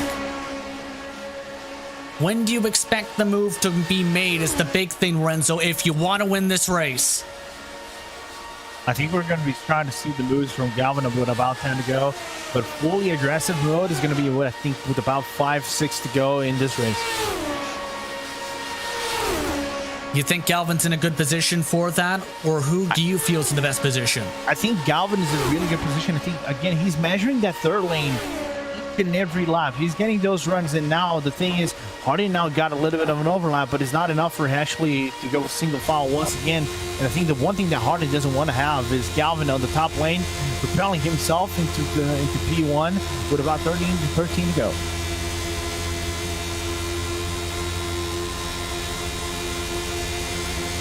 Coming up to 12 laps to go, this time by. An incredible race from Daytona. Green flag to current so far. 88 completed laps. All ran green. That has shuffled the lead pack from 19 cars down to just 4. Absolutely incredible for these closing stages, Lorenzo. Yeah, normally you would expect to see a little bit of a gap racing with these cars, but there's no gap racing whatsoever. So good to see 4 cars still battling hard and clean for the final laps of this race, and going for the top 3 and even P1 with to 12 to go now will be 11 to go at the line. There it is. There it is that time by at the stripe. Down to 11 to go. Del Marco and continue to hold on to the bottom line. Ricky Harding continue to hold on to the middle line. Keep in mind that there is another grouping of cars trying to close in on the battle for the final steps of the top 5. Matt Taylor and Ken Hacker have been swap drafting. Tyler Graf, Mike Rasmus, Chris Fowler, DJ Clark are 7th through 10th. 7 seconds back of these race leaders. Dupree, Carter, and Ryman are 11th through 13th. 12 seconds back. Teed and Stewart 14th and 15th are 16, 17 seconds back of this entire lead group. Just 2 cars this entire race have exited with damage. Which is my modeling, by the way. Last lap was actually the fastest lap for Isaiah Debris, 44.506. The guy is actually in the third pack. He's a lead car out of the third pack, but still has the fastest lap of the race. Down to 10 laps to go. There's a look at the other groupings, including Rasmus, GRAAF, Bauer, and Clark trying to shuffle about. How will they fare out closing in? You can see how much they're trying to close the top line up against the wall. The gap that Rasmus has to Tyler GRAAF is quite of a lengthy one, because Rasmus has about 2.5. Sorry, GRAAF has about 2.5 seconds on Matt Taylor, so it is a lengthy gap. They're trying to close every single lap, but the way that it is going, I think it looks bleak. Indeed, it has been. You can see those positions continue to shuffle about on the pylon as well as now. Keep in mind that they've equalized with the lap cars that we were talking about a little bit before and from. Michael O'Brien, Brendan Carter, 23rd, 24th. At the rate they're currently turning laps at the moment, they will likely not be able to reach that traffic in time for the checkered flag, coming up to 8 laps to go. Justin, I don't want to say, I'll call myself Nostradamus if this happened, but I think we're going to have a photo finish. There is a chance for that. It's been a photo finish at the stripe just for the lead laps all night long, Lorenzo. Yeah, I think we're going to get probably. I wouldn't bet on it, but I think we're probably going to have a four wide photo finish at the stripe. It's going to be interesting.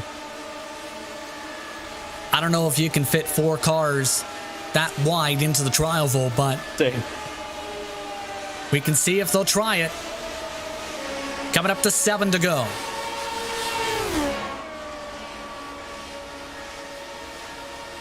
Taking a look at the difference this time by at the stripe. The Watchman led by 8 1/1000ths of a second. Mark Cohen.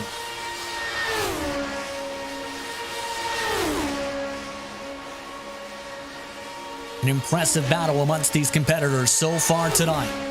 The question is, which one will win for a good cause here in the Thumbs Up Cancer Down 250?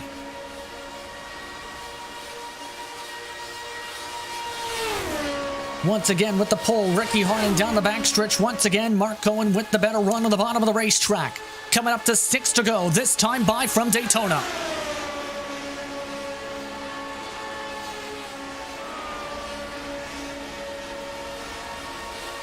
And it's the matter, though, of when does Galvin pop out? You talked about potentially 10 to go. He has stayed tucked in line. Do you think he's winning to the white flag for some of these drivers, you think? I'm starting to think so, because every single lap he's getting the run, and he's actually tucking back every single lap that he goes. All right, I got to run. Now I lift off the gas and stay behind Ricky Harding and do not go for the move whatsoever. He actually had the move, possible run on the last lap, just couldn't go for it because he didn't want to go for it. Because what's the risk of going with 5-7 to go if he can actually get on the white flag and be the P1 with a prime target on his back? Keep in mind that the third pack overall in the race, Rasmus, along with GRAAF, Bauer, and Clark, are closing in for the battle for 5th position. They have been able to pick up 1 second the past few laps, and they've been racing like it's been for the lead for the past 10 laps, with how incredibly tight they've been racing down the backstretch. Down to the final 5 laps, though, here at Daytona. 4.5, coming up to 4 this time.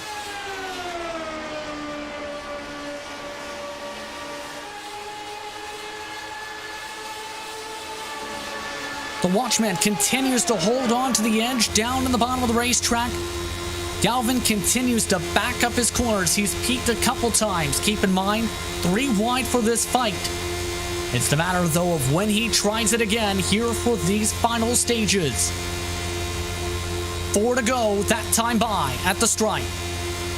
Also, lap times for them are relatively low, 45.5s every single lap they're actually doing. And that brings Matt Taylor's group closer, but it's not enough. Even if Matt Taylor and Ken Hacker are swapping drafts and are being the fast enough the race, in terms of relative pace is not enough for actually getting within drafting range out of those 4 cars and battle for the lead.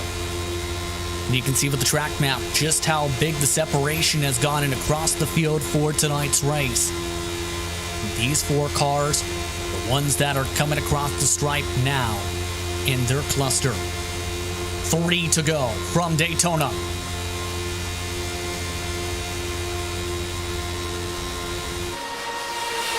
Still no peaks yet. Caution flag is out, and that may do it.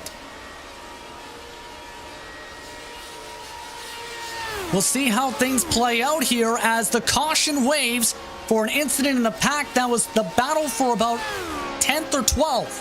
Quincy Carter, Luis Gonzalez Nunez crashed out of turn 4 to bring us under yellow coming towards the final stages of the race. Wow.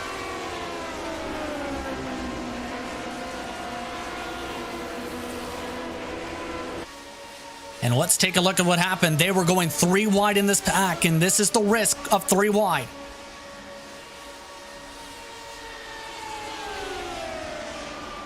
Unfortunate risk done by Gonzalez and Quincy. Unfortunate they actually had that touch, and I'm really interested to see if we're going to have a green-white checker. Drivers are actually discussing about this. I believe that is going to be the race. We are past the point of no return. No signal from race control of a GWC. And what a way to end this one. Our only caution comes in the closing stages, and it's the watchman, Mark Cohen, who is your race leader at the time of scoring for the caution flag, with Ricky Harden, Paul Jenkins, Jason Galvin, the top 4. Yeah, people might say it's anticlimactic, but unfortunately, of course, but this race has been really good. You know, those 4 guys battling for the lead, trying to swap tracks and trying to, you know, find spots, trying to make the overtake. But then again, it's racing. It is unfortunate these things happen from time to time, and Mark Cohen, you know, just having the run of his life and getting so many good spots and 3 places up. But he's not the biggest gainer of this field. Chris Fowler is, but nevertheless, he came away with the win. Want to go signal, or 1 to go at the stripe, I should say. But man, oh man, what a great job by these competitors the entire race to keep it clean the entire race, Lorenzo. Absolutely incredible. Yeah, absolutely incredible. I normally, in cars like this, you normally would see more of a race of attrition, because we see that in NASCAR. We see some accidents here and there in NASCAR that kind of, you may see dampen the race, but it brings some additional factors to the race. Just seeing 1 yellow flag, all the total, and just a few cars getting wrecked, and I think that we only had 3-4 cars that got involved and couldn't complete the race in full. Very surprising and very satisfying for me.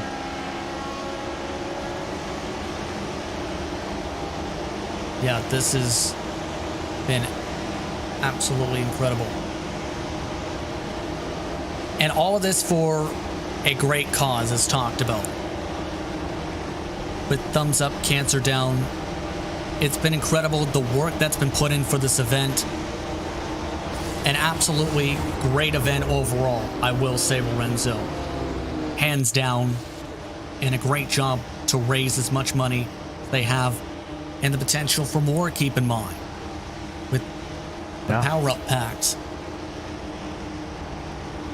And those power-up packs make a huge difference on people that works. And by the way, if you have a family member that is going through cancer treatment, you can request a pack free of charge by clicking on the power pack and then request at the top of the page. If you click on thumbs up, cancer down. But with 100 to go, we're going to be seeing Mark Cohen cross the line. And the checker flag waves from Barney the Flagman. Your winner is Mark Cohen. The Watchman wins. The thumbs up, cancer down to 50% by Reeve's Complete Auto Repair and Service Center. An impressive win by the 39 machine tonight. Ricky Harden second, Paul Jenkins, Jason Galvin, Matt Taylor. Your top 5 as the celebration begins.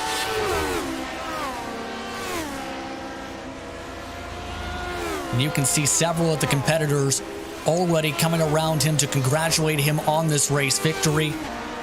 It was great execution of strategy as well as speed to be able to put himself in this position. He wins under caution here at Daytona. Ricky Harding comes home in second, Paul Jenkins, Jason Galvin, Matt Taylor, your top 5.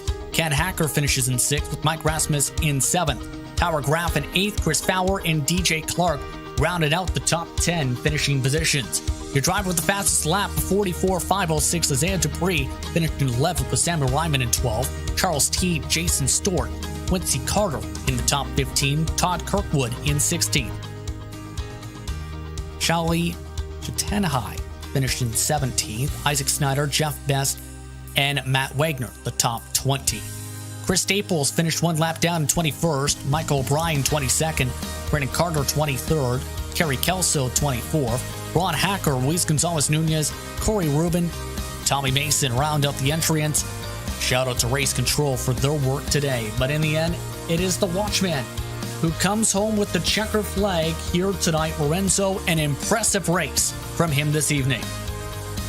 An impressive race from Mark Cohen. Well-deserved that win, even though it is under 5, but still managing to hold off Ricky Harding and also Jason Galvin and Paul Jenkins. That was a really amazing race. Really fun event. Can't wait to see what the next one will bring, because they are very interested in bringing another one. And we're going to get into interviews in a little bit. And I think there's one guy I really want to interview that helped to organize this whole thing. Yes, indeed. The work put in by Jason Galvin and the rest of the crew for the Thumbs Up Cancer Down 250 was incredible. Jason, first things first, a stellar race tonight, coming home in 4th position from starting in 18th. How are you feeling after seeing all the success from this event and what turned out to be a great event? Yeah, Justin, thank you. Man, I'm a little bummed for everybody at home at how it ended there. I hear it was a couple lap cars, and that's you know, it would have been nice to see how the race would have panned out at front there. I think it was going to be fun with the 4 of us, but I mean, you can't let you know, a moment like that pull away from what was otherwise just a spectacular event. And first and foremost, thank you to Mark, and congratulations on him winning. But Mark Cohn came to Tyler and I like 3 months ago and said, "Hey, I have this idea. Really want to put together, you know, a race, and I think I want it to benefit Thumbs Up." And Mark and Tyler have been great teammates of mine over in the Lionheart series for many years now, and great personal friends as well. So it meant a lot that they picked Thumbs Up Cancer Down together, and they really did all the legwork for this race. So it's just incredible that they put it together. Congratulations to Mark. Tyler had a great run too. He had an issue on pit Exeter. He would have been up there with us. And I just want to thank everybody for coming out. I want to thank RaceSpot. You guys really worked with us on this event and helped us be able to, you know, make this a reality. And so to you, Justin and Hugo, and you know, just everybody, you know, Arjuna that helped us put this on with RaceSpot.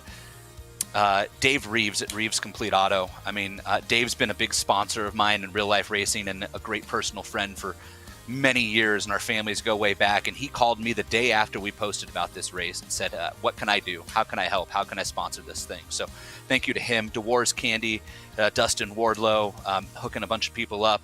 I guess I get a box to choose because I think unofficially I'm the hard charger of the qualifying cars. So I'm going to donate the $50 from Jim Foose and American Sim Racing Series, and I think Sam Maxwell was part of that as well. The Lionheart Hard Charger Award. I'm going to donate that $50 back to Thumbs Up Cancer Down.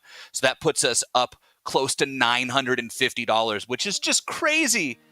Like, Justin, that's crazy. We raised almost $1,000 for Thumbs Up for this event. That charity means so much to me. For those of you at home, I would love, if you're watching this, to go to thumbsupcancerdown.com and donate. Anything can help. If you have a loved one who's battling cancer, at the top of the screen, click on Power Up Packs, read about the packs we give out, and then click Request a Pack. We will mail one to you. I will make sure it gets to you or your loved one so they know they're not fighting alone. That's the most important part of what we do. I say it all the time. There's so many incredible cancer charities around the world, in the U.S., locally. They raise money. They do research. They help pay for things. What we do is a little unique, and I love that because it's just another way we can help people. Nobody watching this broadcast or participating in this race has gone their life without being impacted by cancer in one way or another.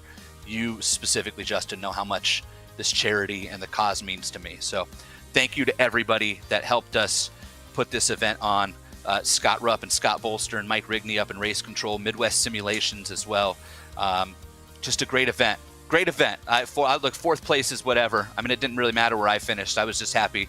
I mean, heck, dude, we ran 98 laps caution free. What? Did you see how that race started? I thought there was no way. Absolutely incredible. All the work put in, and as well the money raised for this event. Jason, thank you very much once again for the time and answering a lot, I think, of what was asked for. But in the end, where do you move forward now after such a great event from here on forward for yourself?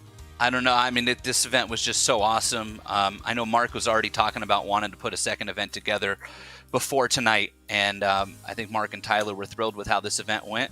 I'm obviously thrilled with how this event went, so I think that we're going to try to make this, a semi, regular thing. Maybe we run 2 a year, and I like this, trying combos out. I think we put on, I'll leave it up to you and the viewers, but I thought we put on a good show. This is kind of an odd combo, the Lotus at Old Daytona.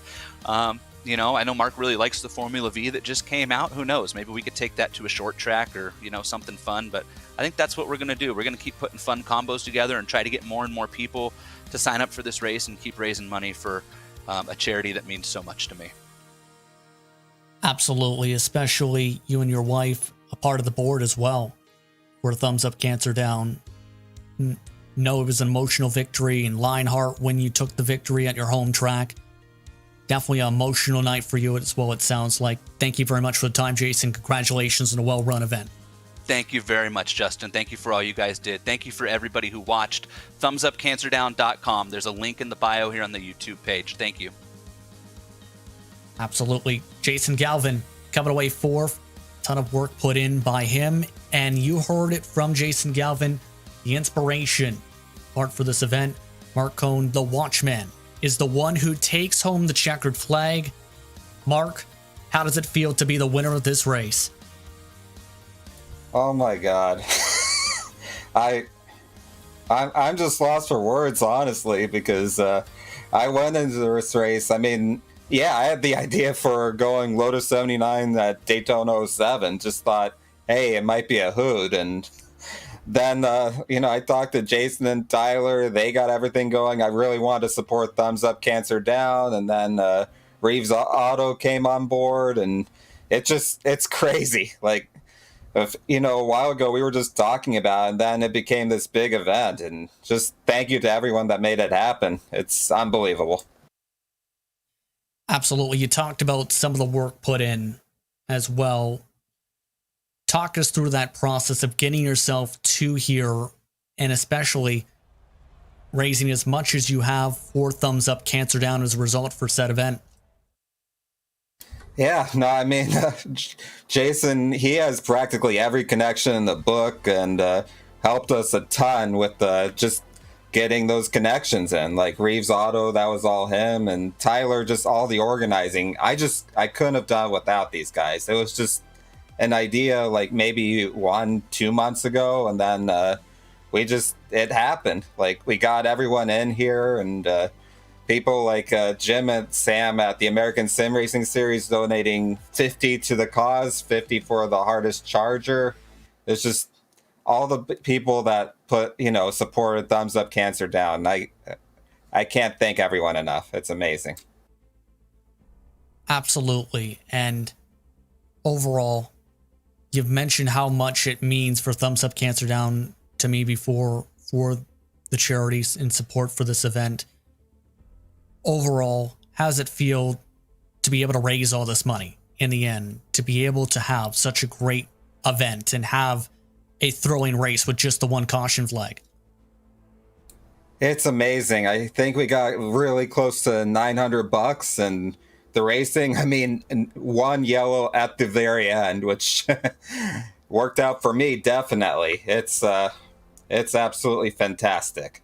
And that the race, I mean, again, I wouldn't have ever bet that that I would have won it. So to get the win in the race, that, I mean, I just out of the blue, it's amazing. So again, thank you to everyone and all you people at RaceSpot. Of course, as you've seen on my channel and on Lionheart, all my supporters. It's just this was fantastic. Absolutely. Congratulations on the victory tonight, Mark. Thank you guys. Really appreciate it. Indeed, a great race tonight. Mark Cohn coming away with the victory tonight over Ricky Harden and Paul Jenkins.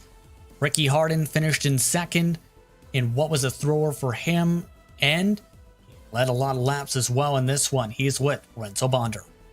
Ricky, I'm with you, Ricky. By the way, congratulations on P2. That was really close. Unfortunately, the yellow flag came out, but all in all, I think you're pretty much satisfied with the result. And for a race like this, I think that matters quite a lot for you, right? Yes, sir, man. We had such a fun race. I'm amazed that the thing went caution-free for as long as it did. But, you know, that last pit stop, I thought I had a really good stop, and Paul had an even better one to keep up with us. So shout out to him on such a great stop there. But I think I positioned myself right. I thought we were in the right place for the finish. I wanted Mark to be on the bottom. I was running about half throttle up there on the outside lane because what I could do is get back on his right rear wheel and get a huge run, and I would always be in front of him at the line when I did it. So I stopped testing it out, and I just started riding half throttle so that he wouldn't see me getting that run. And I thought I had it right, and of course the caution came out, and it was at the exact wrong spot. The way that I had to get the run, I had to be at his right rear toward corner exit, and you know, that made it where I couldn't really position to be in front of him if a yellow came out. Right, because we were looking over here, sometimes you guys were so close to one another, it kind of like sounded, you might have gone wheel to wheel, touched the wheel to wheel, but regardless, that was great racing nevertheless. But I really wanted to know from your perspective, how is it to drive the Lotus in a track that normally is not made for oval racing these cars? Yeah, I mean, this car handles the bumps really, really well. A lot of cars at this particular, the old version of Daytona, are a struggle. But this car just rides the bumps really well, and there's so much downforce, it's just stuck to the track everywhere. So the interesting thing is that you're not all that much faster in the draft in this car, where other cars makes a huge difference. But it's just enough that it matters. And when you get out to the front, it just stalls horribly, so because all the freaking drag on this thing, it's pretty wild. But it was a lot of fun. It was a great race, and I trusted Mark to be able to have a guy like Mark Cohn up there to race with. I knew I could pinch him really low, and we could almost touch tires every corner, and I knew it would be safe. Right. And to go furthermore, because you guys seem very interested to do these events. I know Jason was talking about doing future events. Mark was actually interested of doing these more events like this, especially for a good cause. If you have to pick a combination, even if it is the wackiest combination you can possibly think of that could work in any track, what combination would you pick for a race like this? Well, you know, I love the Lotus 79. I think it's a really fun car, just about everywhere we go. So I'd be down with it anywhere. Maybe a short track. I don't know. Bristol. No, that might be a little bit too crazy. Maybe the Formula V. I know they were talking about that with that new car coming out. Maybe that on a short track would be a lot of fun without having to deal with downforce. All right. We're starting to see a trend here. Nevertheless, anybody want to give any shout outs before we say your thanks?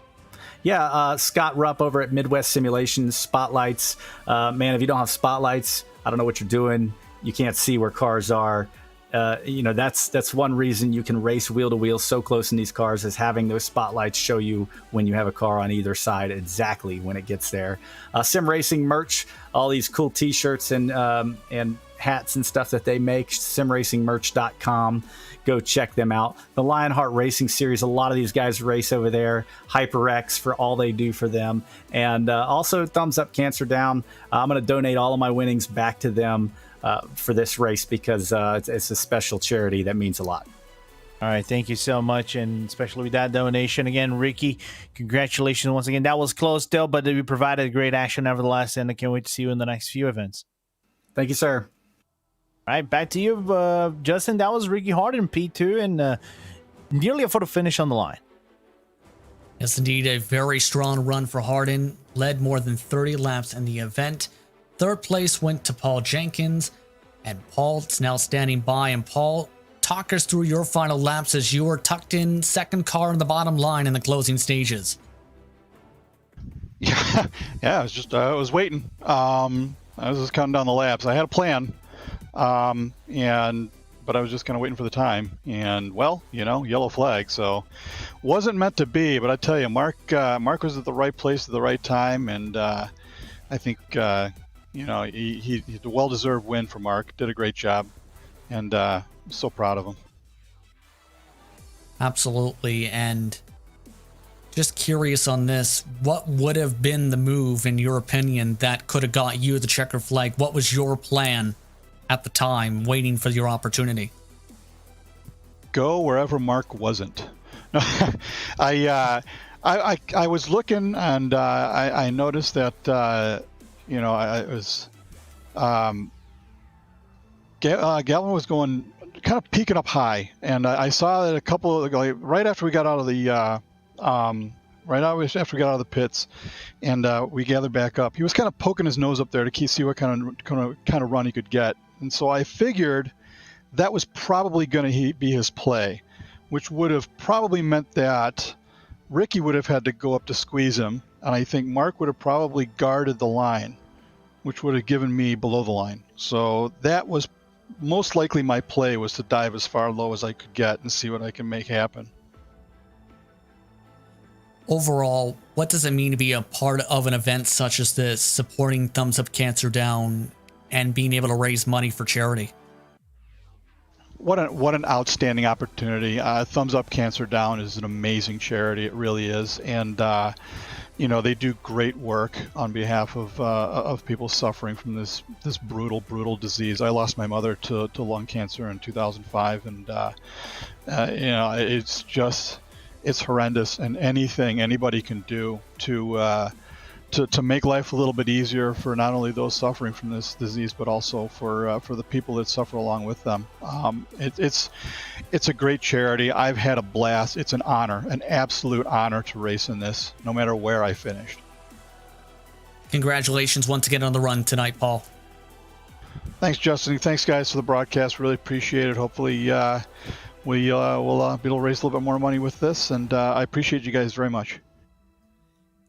That's Paul Jenkins coming home in third position. Again, I'd like to remind you that the top three can get prizes as part of this event, $200 plus Dewar's world famous taffy shoes and a shirt for first, $100 plus a shirt for second, third place, $50 plus a shirt. But the top donor also gets a swag package for Thumbs Up Cancer Down and a choice of product from Midwest Simulations. We're now going to be joined by Tyler Graaf, who has more details on your top donor, first of all, Tyler, for this event. Yeah, so I know Jason missed it when he was up here talking to you guys. Ron Hacker was our top donor, so big props to him and thank you. And then also after the race here, Midwest Simulations donated, along with some of the guys that finished on the podium, donated their winnings. So it puts us over, I think, 1,150 going to Thumbs Up Cancer Down. So we're super excited about that, and we're just overall just over the moon with how well this went. Really rewarding to see it all come together. That's incredible to hear. The donations for the podium, for their winnings for charity as well. Talk us through the work to put yourself into this situation, to have this type of event. I know you worked a lot on the graphic side for this event. Yeah, I was saying earlier this week that I don't know how George does this with 3 series a week. Putting all this stuff together. When Mark came to me, we were kind of going around like what we wanted to do, who we wanted to broadcast it, and I was just like, let's do it right. Let's get to the top broadcaster. Let's get a bunch of guys together that we know would want to support this, and it ended up working out really well. Today was a little stressful. The practice races were a little bit rough. So we kind of had to send out an email and just say, hey guys, remember, this is a big race. There's a lot of eyes on us. But yeah, Jason and Mark and I, it worked out really well. And it's for a great cause. And I've done stuff for cancer in the past when I was kart racing and car racing. So it's cool to continue doing that. As well, you mentioned how much money has been raised for Thumbs Up Cancer Down. what's the future looking like for you guys? Jason Galvin alluded to it a little bit, where you are considering potential events in the future. Yeah, I think we're looking. We're kind of looking at the next gap where there's not a Lionheart race in the week, which is probably the next week 13 again. I think we're looking like early September possibly. I know Mark has his heart set on doing something with the new Formula V car, and that's a little car, and I know those are fun to drive. So we'll have to see what we come up with. But yeah, definitely looking to do something in the future. Hopefully some during the winter too. Thank you very much once again for the time, Tyler, and congratulations on having a well-run event and raising so much money for charity for Thumbs Up Cancer Down tonight. Yeah, thanks for helping us put it on, guys. We appreciate it. That's Tyler Graaf in the number 77 machine. He finished in 8th position. So among those who put in a lot of work for this event, like to thank him, Jason Galvin, Paul Jenkins, Ricky Harden, and Mark Cohn for taking the time to speak with us during post-race coverage. Lorenzo, your final thoughts on what was a great race for a great cause that raised more than $1,000 for charity. Great event, and I'm happy to be commentating this. Unfortunately, it was supposed to be Arjuna. Arjuna was supposed to be over here, but unfortunately had some issues and couldn't come, so I took instead. And I know he's heartbroken to not be commentating here, and he would have loved to be part of the broadcast booth. The racing has been great, nevertheless. Been very clean. Again, only one yellow flag, and that yellow flag was at the end of the race. It happens. It's racing, but to be part of this, be part of commentating this great event, standing up for cancer. That I know. Again, my mom had cancer back in 2014. She's cured and everything, so I feel great about that. I feel great about her getting cured. But the fight is never over. It is a brutal disease, and while some of them haven't cures, doesn't have cure, the fight that we got to bring up to them has to be never ending, and the sport has to be never ending as well, even if it is financial or emotional. So great to see the guys, standing up to fight for such a great cause. For such a great cause. Absolutely. In the end, I'd like to congratulate the Watchmen, Mark Cohn, for taking home the checker flag tonight here at iRacing's virtual Daytona International Speedway, as well as the sponsors who help make this possible: Dewar's, the DMLC Racing Channel, GRAAFix Esports, Midwest Simulations, Reeve's Complete Auto Repair and Service Center. A lot of work put in for this event with donations and the efforts put in. I'd like to thank them for their work. With that, it's time to say goodbye. I'd like to thank you for tuning in for tonight's coverage from iRacing's virtual Daytona International Speedway. For Istvan Valu, for Hugo Ruiz, for Lorenzo Bonder, I'm Justin Prince saying so long. Enjoy the rest of your night. Congratulations to Mark Cohn, your winner of the Thumbs Up Cancer Down 250 presented by Reeve's Complete Auto Repair and Service Center.